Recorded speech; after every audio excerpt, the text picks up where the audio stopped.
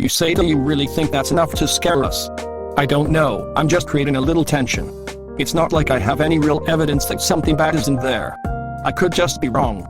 You break into a sweat and look at the other students in the room. Any one of them could be your killer. Suddenly, someone douses all the lights, and the only source of illumination is the blinking red light on the box. Hey. Mona groans. I'm not dying in the dark. Me neither. Bon adds. I'll probably trip over my shoelaces.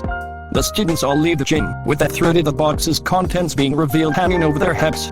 Thinking fast, you try to think if there's any way you can determine who the murderer is. I feel like we should just open the box now. You grope for the door handle. No. Mona squeaks. Let's just get this over with, Hanama says, stepping up to the box. Should we follow him? Bon asks. I don't know, you say nervously. I mean, we could just go right ahead and open it. Why don't you want to open it? Hanama glares at you. I don't know, liar. Hanama cries. You're afraid I'm going to escape, aren't you? Well, if you value my life, then stop being so cowardly and open the box. The pressure's really getting to you now. You say shut up. Let's just forget about the box and leave. You realize that if we open this, it'll all be over. Hanama snarls. Yeah, I'm well aware. You leave the gym. You come across a lone student who is paranoid and runs away from you. You find two more who are muttering to each other about how they're going to kill Hariyama. You find three more kicking a trash can and hitting it with their head. You're pretty much alone, but you hope someone's up ahead. You come across Hariyama with two other students on his knees. They're both holding knives to his throat and he's terrified. Hanama runs away and almost gets stabbed. You attack his assailants, stealing their knives and pinning them to the ground. Your training has paid off. You stab one repeatedly, ignoring the yells of the student as you throw him aside. The second one slashes your abdomen, climbing up as you recoil in pain. You knock the student back down and destroy the knives. The other student runs away to the nurse's office. You stand up and limp over to Hariyama, who is on the ground. Can you walk?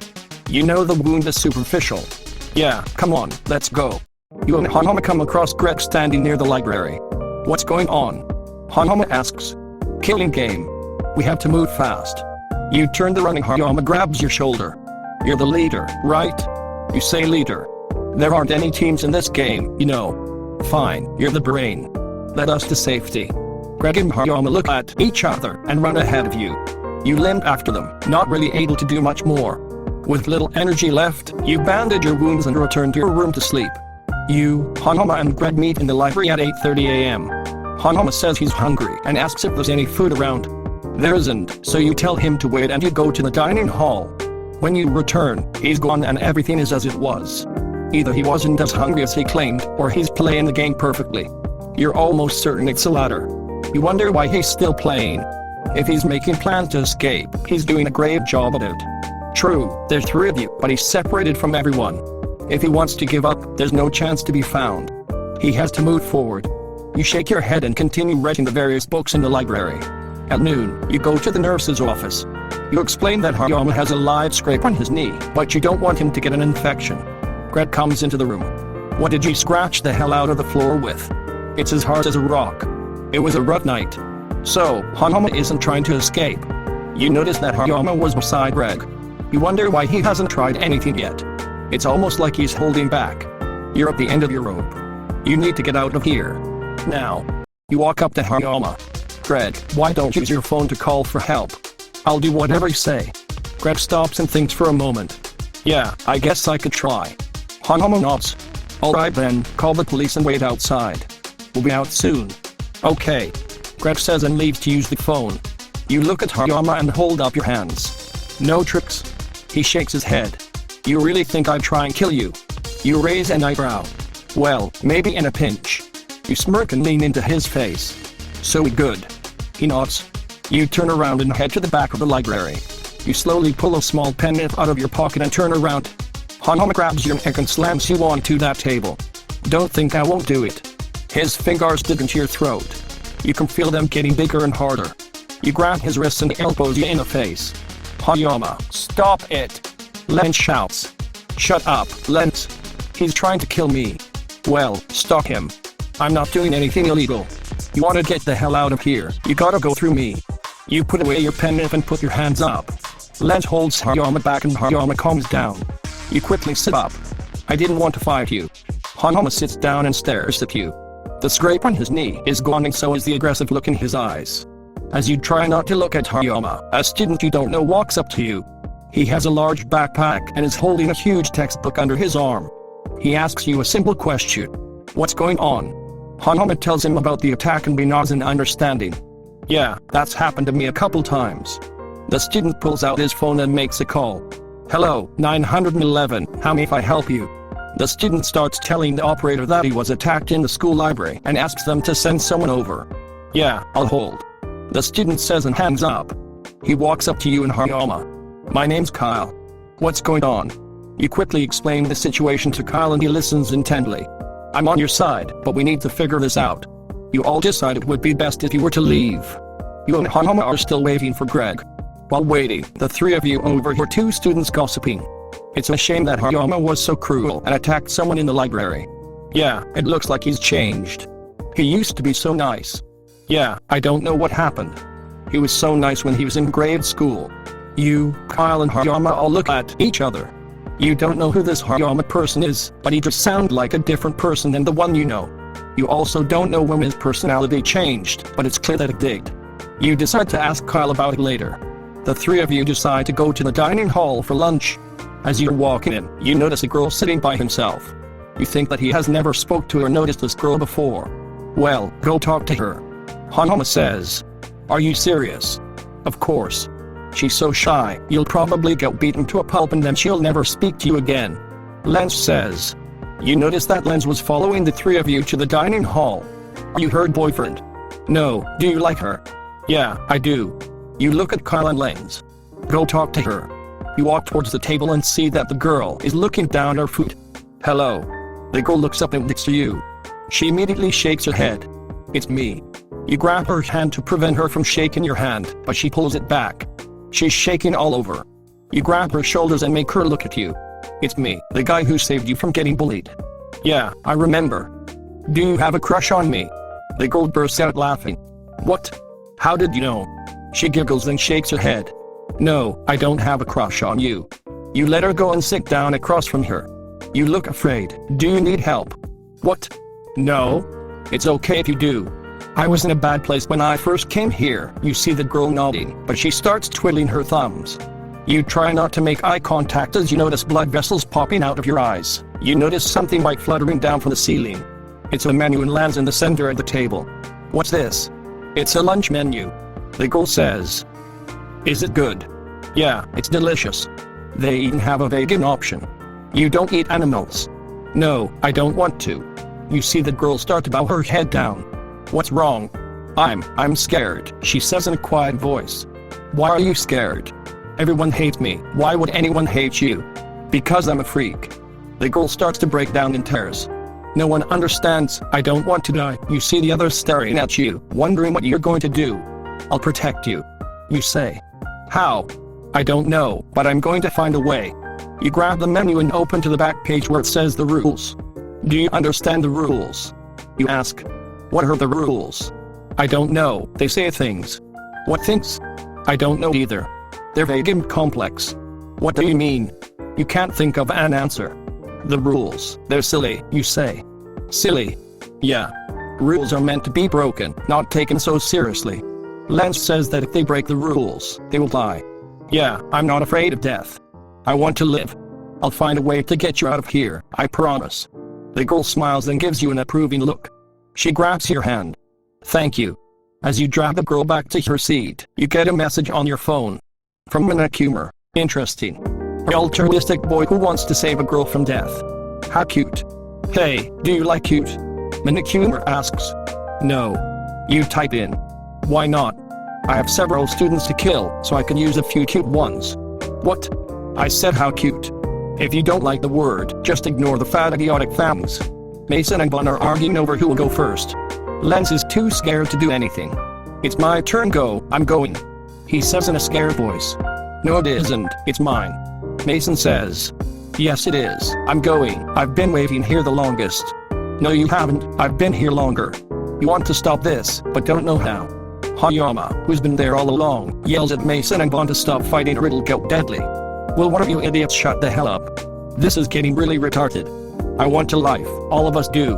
We're each other's only chance. We have to stick together. Nobody responds to Hayama's comment. He gets up and leaves. You're guessing he's going to go try to get help. You can't let that happen. You need to figure out how to deal with this problem yourself. The girl who you saved from being bullied reaches out for you. You grab her hand. Please save me. She says. No, you have to save yourself. You say. No, I can't, they'll kill me if I try. There might not be much I can do, but I'm going to try. Don't worry. You make up your mind on how to deal with this. We'll try to escape, that's how we're going to get out of here. You say. Really? You're sure? She asks. Yeah, I'm positive. If we get caught, we die. There's always a chance of getting caught. But if we escape, there's a chance of surviving. The girl looks down a bit. Fine, I trust you. She says. Thank you for the vote of confidence. You sarcastically say. You realize you never asked for her name. Who are you? You ask her. My name is Amanda. Amanda Dawn. You're guessing the Amanda part was her mother's idea. You feel a tap on your shoulder. It's Hayama. Oh, karate, you're up. Huh? You say in surprise. Choose a weapon, karate. You pick a metal rod from the pile. You thought you'd end up picking a bat or something. How's your aim? It's fine. It's not a game if there isn't chance of losing. I'll try to get the first hit in, so don't miss me. You nod in agreement. Begin. The girl you saved goes to hide behind a desk, as if she thinks you're going to kill her. You approach her with the bat in hand, making loud footsteps. You snap out of your trance. Amanda comes out from under the table. Hayama, what the hell do you think you're doing with these weapons? You ask. The rules said anything could be used, so I'm using them to give my team an advantage. These are footballs. What? Hayama asks in confusion. You say we're not on teams, remember? We're going to be out of here soon. Kyle and Greg have called the police already, just wait for them. You shrug your shoulders. You really don't know what's going to happen. Suddenly, a couple of girls run into the dining hall, panicked. You, Hayama, Lenz, Kyle, and Amanda look in their direction. The cops are coming, yells the taller of the two girls, with long brown hair. Oh dear. The other girl, with short blonde hair, says in a worried tone. You breathe a sigh of relief that the police are on their way. It's okay, calm down. You say. You smile, and the girl seems to relax. It's okay, calm down. You say again in a comforting voice. Thank you. The brown-haired girl is still panicking. Greg has gone missing, she says. I'm sure the police will be here soon, but I feel that we should tell them anyway. They won't care, yells the other girl. The first girl continues. Greg's mother is a police officer. She has all kinds of connections. You smirk. So, who is Greg? The girl sighs. His name is Greg Normals. He's my best friend in this entire school. He's the son of some cop who works in traffic duty. That's amazing that his mom is a police officer. You're surprised that Greg had such a history. Greg is very smart, the girl says, but he's lazy. He knows that if he did his homework, he'd be able to do more in school and get good grades. I can so relate, you say. Greg might seem normal, but he's very creative. If he wasn't my friend, I'd say he has the potential to go far in life. That's good that he's creative, you say, because we need more creatives in this world. I thought so, and the girl smiles a bit. You say, hey, who are you two, anyway? Hello, says the girl, I'm Caroline, and this is my other best friend, Ashley. The boys look at the two girls in surprise. It's odd, but true. The two girls are completely different, though they're both nice. What grade are you in? You ask, because that seems to be the topic of conversation. Kyle says, hey, focus. Greg is missing, we can't be making small talk. But we're not making small talk, you say, we're having a serious discussion. Your tone doesn't seem to convince Kyle though, and he continues to glare at you. Then Greg runs in and falls on the floor, exasperated. Everyone immediately crowds around him. Oh my god. He says, I've done it. There's an awkward silence as you try to figure out what he's talking about. Obviously, he's talking about finding a way out of the school. Greg notices the silence and asks you, what do you think we could use to pick the lock? You say, Greg, don't you know? Kyle already called the police. We're going to be fine. No, Greg says, waving his hands. I just found a way out of the school. The cops can't get in. You're confused as to what Greg is talking about. As if he was answering your questions, Manicure appeared in the dining hall to greet the students. Good morning, students. He says, I'm sorry that it has been so quiet around here recently. Greg looks nervous. However, Minikumer continues. I have been upkeeping the school and making sure the students still had a decent supply of food and water. A girl in a purple sweatshirt speaks up. That's good, Minikumer. It was Amanda who spoke up. What reason would the cops have to rescue you all anyway? Said Minikumer. Mason jumps in. They won't. What do you mean they won't? Minikumer asks. Mason and Kyle look at each other, and then Mason begins to speak. There's something that you don't know. What's that? The cops are dead. Gasps echo throughout the dining hall. What? The police are dead? Yes, they're all dead. You've gotta be kidding me. Exasperated, you ask, how do you know? Was Greg's mother one of the cops who was killed? No, the police officers that were sent here died a while ago. Well, who killed them? You ask. Mason turns to Kyle and whispers something in his ear. Kyle nods solemnly. You're unsure what secrets the two are keeping? We're not sure, replied Mason. But it wasn't an accident. What wasn't? Asks Minikumer, sensing the tension in the room. The police were murdered. Kyle adds, I was with Mason. We heard gunfire come from outside. I'm sure that it was to kill off the police. Greg nearly burst with anger. Why would someone want to kill the cops? That doesn't make any sense. This is some kind of joke, right, Mason? Kyle. Mason and Kyle stay silent. Oh, did I kill the mood? My bad. You're all on your own now, said Minikumer as they disappeared again. The silence wasn't a good sign. The students at your school were awkward around each other, but never this silent. You were about to make some small talk when you saw someone walking towards you in the dining hall. It was Becca. Mona, Vaughn, Amanda, and Ruby followed not long after. Hello, everyone. Thanks for waiting for me. I'm sorry I'm late, Becca greeted while looking around the room nervously. No problem. As I was saying, we were looking around the school, and it seems like there's no way out. The windows are bolted down and the doors are all locked shut, said Mona. Yeah, this is so cool. A real-life haunted house. Amanda teased. Hey, why don't we just leave? There's gotta be some way out of here. Minikumer wouldn't let us leave. You stated. Who's Minikumer? Asks Ruby. He's a monster. You reply. Vaughn was distracted on his phone. Yeah, whatever. It's not like he can do anything to us, remarked Vaughn. Vaughn, stop goofing off and pay attention, snaps Ruby. Fine. Vaughn crosses his arms in anger as he put his phone away. What do we do now, geeks? You say, now that we're all together, we should start meeting up as early as we can each morning. That way, we can all think as one rather than fracture apart. As soon as you're done blowing smoke up your own arses, we can get to it, you say. What? So like, a group plan? Asks Vaughn. Sure. Sounds like a plan to me. You agree? Fine, we'll go along with it, decides Mona. The group seems to be satisfied with this decision. You say we should split up into teams and search the school for clues to escape. Oh, come on. Let's not split up. Teamwork, remember, says Becca. If you really want to stay together, we can stay together, you decide. Fine, we'll stay together, says Becca in an annoyed tone. The topic seems to end there, and the group begins to leave your area. Alright, new plan of action. We split up and search the school, you decide. What do you want to do, Becca? Asks Kyle. I'm good wherever I am. You say I'm going with Hayama, Kyle, and Greg.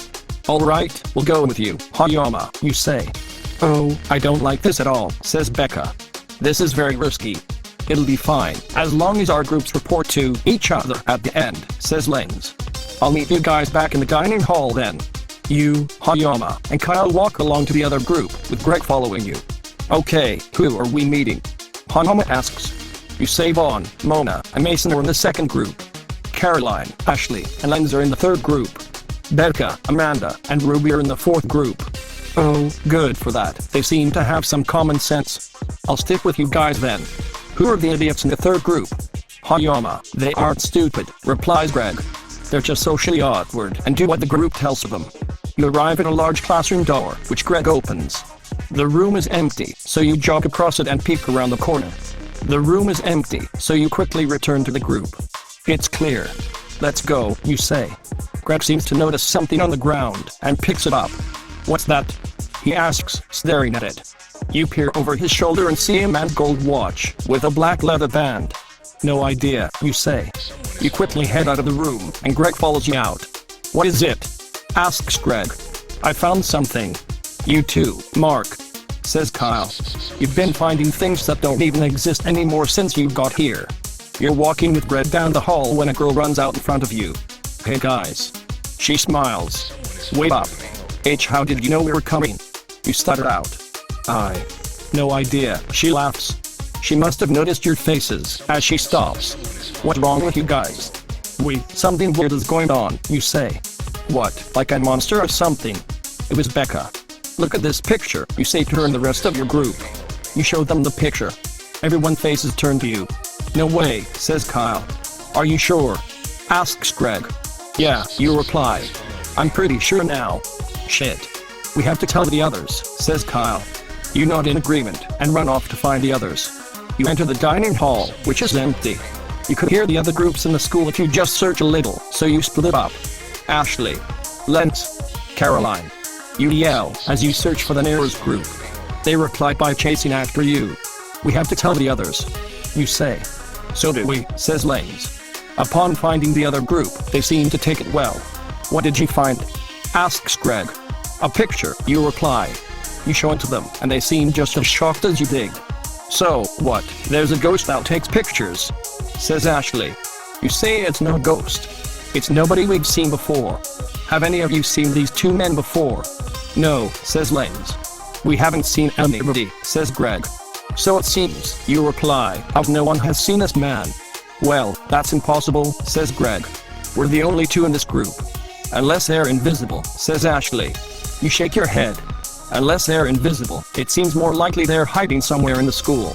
Can you take another look at the picture? Asks Greg.